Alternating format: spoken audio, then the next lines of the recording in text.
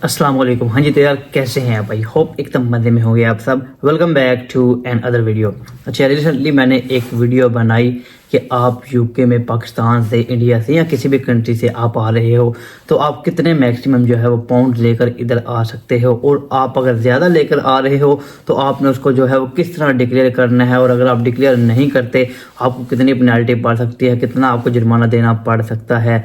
उसके साथ अब मुझे कुछ क्वेश्चन जो है वो कमेंट सेक्शन में भी देखने को मिले। इसके अलावा एक दो दोस्तों ने इंस्टाग्राम पे भी पूछे, क्योंकि आपको पता है कि जनवरी इनटेक 2025 आगे आ रहा है, तो इसके लेकर बहुत सारे लोगों ने जो है वो अपनी फ्लाइट्स वगैरह भी बुक कर ली हुई हैं। तो उन्होंने मुझसे पूछा कि भाई इमिग्रेशन के जो क्वेश्चंस हैं वो कौन कौन से होते हैं। जब हम एयरपोर्ट पर जाते हैं तो इमिग्रेशन ऑफिसर हमसे क्या क्या क्वेश्चन पूछेगा, कौन से हमें जिसकी तैयारी करने की ज़रूरत है, या कौन कौन से हमसे वो डॉक्यूमेंट्स मांगेंगे जो कि हमने उनको दिखाने हैं। तो ये एक बहुत बड़ी टेंशन होती है जब हमारा सारा प्रोसेस क्लियर हो जाता है। हम एयरपोर्ट से जैसे ही अपने घर से निकलते हैं तो हम उधर से यार अपने हाथ, हमने डॉक्यूमेंट्स अपने हाथ में पकड़े होते हैं, या हमने किसी पर्ची पे लिखे होते हैं, या हमने मोबाइल में नोट्स बनाए होते हैं, और हम उसको पढ़ते जाते हैं, गाड़ी में आते देखते जाते हैं पाकिस्तान से, इंडिया से, जिधर से आ रहे हैं उस एयरपोर्ट से पहले। उसके बाद स्पेशली जब हम इधर एयरपोर्ट पे पहुंच जाते हैं, इससे 1 घंटा 2 घंटा या इवन पूरा जो हमारा सफ़र है वो इसी टेंशन में ऐसे ही गुजर जाता है। हम पढ़ते रहते हैं। इवन मैं खुद अगर अपनी बात बताऊं, मैं भी जो है वो मोबाइल में मैंने चीज़ें लिखी हुई थी, मैं भी देख रहा था मैंने किस तरह बतानी है, कौन सा पोस्ट कोड मैंने बताया, मैंने किधर जाना है, किधर मेरी अकोमोडेशन है, कौन सी मेरी यूनिवर्सिटी है, वो सारी चीज़ें जो है वो एक टेंशन लगी रहती है। तो मैंने सोचा इस पर एक वीडियो बनाऊँ, सारी चीज़ें आपको क्लियर करूँ कि कौन कौन से क्वेश्चन हो सकते हैं जो कि आपसे पूछेंगे, और आपने उनका आंसर जो है वो किस तरह करना है, क्या क्या पॉसिबिलिटी हो सकती हैं। फर्स्ट ऑफ ऑल 2 चीज़ें हैं। अगर तो आप जेन्युइन स्टूडेंट हैं, आप किसी किस्म की कोई जो है वो हेरा फेरी नहीं कर रहे, आपकी डॉक्यूमेंटेशन कंप्लीट है, आपका वीज़ा जेन्युइन है, सब कुछ आप जो है वो अच्छे तरीके से कर रहे हो, जेन्युइन तरीके से कर रहे हो, इसमें कोई भी किसी किस्म की 2 नंबरी नहीं है, तो भाई आपको कोई भी टेंशन लेने की ज़रूरत नहीं है। चाहे वो आपकी अपनी कंट्री की इमिग्रेशन है, चाहे दरमियान में जिधर आपका स्टे होगा, जिधर की आपकी कनेक्टिंग फ़्लाइट होगी, चाहे उधर की है, वो तो मोस्टली पूछता ही नहीं है। चाहे इधर यूके में पहुंचने के बाद इधर की इमिग्रेशन है, आपको भाई टेंशन लेने की बिल्कुल भी ज़रूरत नहीं है, क्योंकि आपका सब कुछ जो है वो जेन्युइन है। इसके बाद अगर आप दूसरे नंबर वाले हैं, अगर आपका कोई वीज़ा फेक है, आपका कोई डॉक्यूमेंटेशन फेक है, आपकी कोई बैंक स्टेटमेंट फेक है, या कोई भी 2 नंबरी करके जो है वो आपने अपना वीज़ा लगवा लिया है, फिर भी आपके डॉक्यूमेंटेशन में थोड़ी बहुत गड़बड़ है, तो भाई आपको वरी करने की ज़रूरत है, आपको टेंशन लेने की ज़रूरत है। आप उधर ही पकड़े जाओगे। बहुत कम चांसेस होते हैं, आप ऑलमोस्ट 90% चांसेस होते हैं आप पकड़े जाओगे।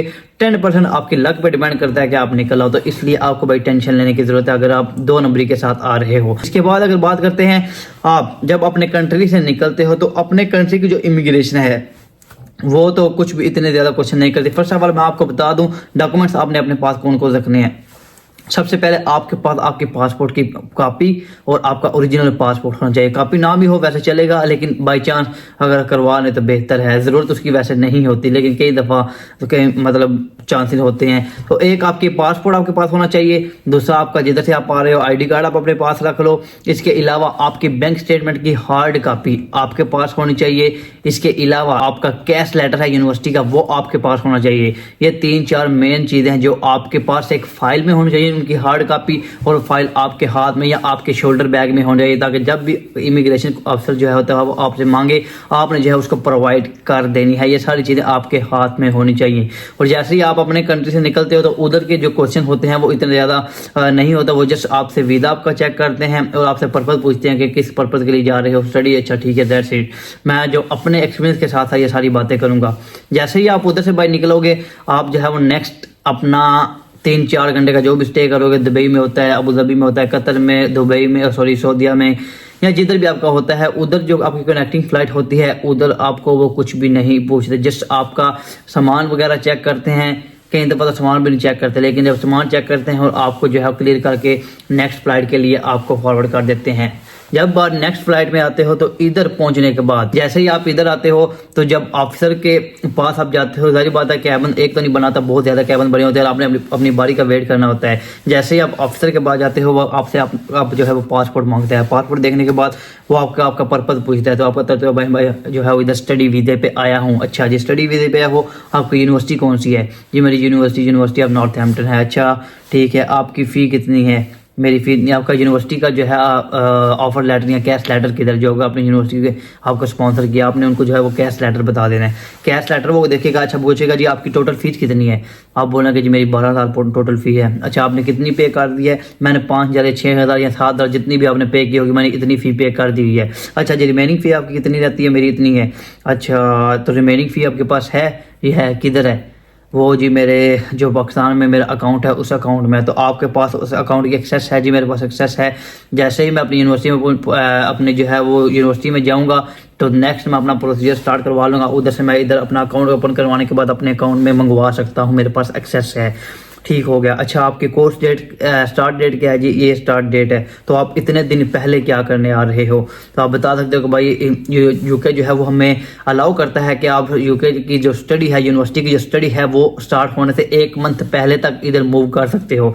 तो मैं इधर पहले आ गया हूँ ताकि इधर आने के बाद अपना आपको जो है वो सेटलमेंट कर सकूँ, ताकि यूनिवर्सिटी की जाने के लिए मैं अपनी तैयारी कर सकूँ। अच्छा जी ठीक हो गया। आपके कोर्स की एंड डेट क्या है जी, मेरी कोर्स की एंड डेट ये है। ये मतलब जो बेसिक क्वेश्चन है वो आपसे पूछेंगे। इसके अलावा अगर बात की जाए वो आपसे पूछ सकते हैं, अच्छा जी आप किसके पास आए हो, अगर रिलेटिव मौजूद हैं तो मैं प्रेफर करूंगा रिलेटिव के बारे में ना ही बताएं, क्योंकि वो थोड़ी सी लंबी जो है वो बहस में आपको लेकर चले जाएंगे। अच्छा रिलेटिव आपके क्या लगते हैं, ब्लड रिलेशन है, अच्छा वो इधर किस तरह आए, तो वो किस तरह रह रहे हैं, वो टैक्स पेयर हैं, जो भी वट एवर, तो मतलब लंबी जो है वो आपकी बहस हो जाएगी। तो मैं आपको यही प्रेफर करूंगा जो आपके रिलेटिव हैं उनके बारे में ना ही बताएं। हाँ जो दूसरे आप बता सकते हैं कि मैं इधर अपने दोस्त के पास स्टे करूंगा, मेरा दोस्त इधर रहता है, वो किधर रहता है जी, मेरा दोस्त जो है वो इधर अगर लंदन में रहता है, या इधर साथ जिस तरह राइडिंग में रहता है, वो आपको रिसीव करने आए जी, रिसीव करने आए बार वो मेरा वेट कर रहा है, तो आप स्टे किधर करोगे, मैं जी अपने दोस्त के पास स्टे करूंगा, तो वो बोलेगा आपकी यूनिवर्सिटी जो है वो नॉर्थहैम्पटन है, इधर क्यों स्टे करोगे,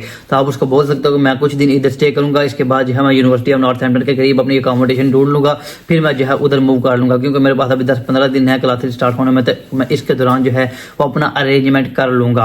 इसके अलावा फर्ज करें अगर आपकी यूनिवर्सिटी बर्मिंघम में है तो आप जो है इधर लैंड कर रहे हो एयरपोर्ट के ऊपर, हीथ्रो या लंदन या किसी भी इधर लंदन के एयरपोर्ट पे जो है वो लैंड करते हो, तो आपसे पूछते हैं भाई आपकी यूनिवर्सिटी बर्मिंघम में है तो आप लंदन में क्या करने आए, तो उसको आप बोल सकते हो कि भाई मुझे जो है मैं एज अर्लियर पॉसिबल इधर आना चाहता था, मेरी यूनिवर्सिटी की जो क्लासेस हैं वो इस डेट को स्टार्ट हो रही हैं, तो मैंने सोचा कि पहले जाकर अपना अरेंजमेंट कर लूँ, तो यही मुझे जो है वो अर्लियर टिकट मिल रही थी, तो मैंने सोचा इसको बुक करूँ तो इसमें आ जाऊँ।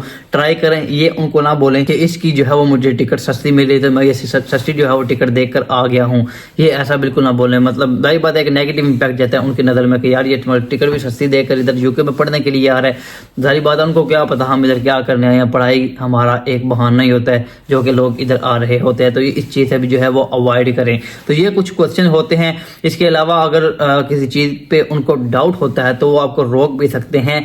आपने जो है प्रेशराइज नहीं होना, आपने प्रेशर में नहीं आना, आपने हेजिटेट नहीं होना। आप अगर किसी क्वेश्चन पे उसने आपसे कोई चीज़ पूछ ली है, आप उस पर स्टक हुए हो, आप हेजिटेशन में आ गए हो, आप जो है प्रेशराइज हो गए हो, तो भाई आप फंस जाओगे उधर बहुत ज़्यादा टाइम लग सकता है। मुझे याद है एक आई थिंक बांग्लादेशी लड़का था, जब मैं इधर यूके में आया था तो उससे वो क्वेश्चन कर रहे थे तो वो उनको आंसर ही नहीं दे रहा था, आई थिंक उसको इंग्लिश नहीं थी आती या वट एवर क्या इशू था, तो लिटरली जो इमिग्रेशन ऑफिसर है उसको इतना गुस्सा आया, वो चीज उधर फेंक के उसकी डॉक्यूमेंटेशन कैबिन छोड़ के बाहर चला गया, कहता है मैं इसको इधर से गुजरने ही नहीं दूंगा, इतना वो गुस्से में आ गया था। जो क्वेश्चन पूछें टू डी पॉइंट उनको आंसर करें, कोई ज्यादा लंबे चौड़े जो है उनसे बात करने की जरूरत नहीं है, टू डी पॉइंट उनको जितना पूछें उतना बताएं, ना कुछ कम बताएं ना कुछ ज्यादा बताएं, बस यही जो टू डी पॉइंट उनको आंसर दें, कोई उनसे बहस ना करें, जस्ट स्माइल फेस के साथ उनको क्वेश्चन आंसर करें, जैसे ही क्लियर है भाई अपना पासपोर्ट लेकर बाहर आ जाए, कोई इनसे ज्यादा जो है वो बातचीत करने की भी जरूरत नहीं होती।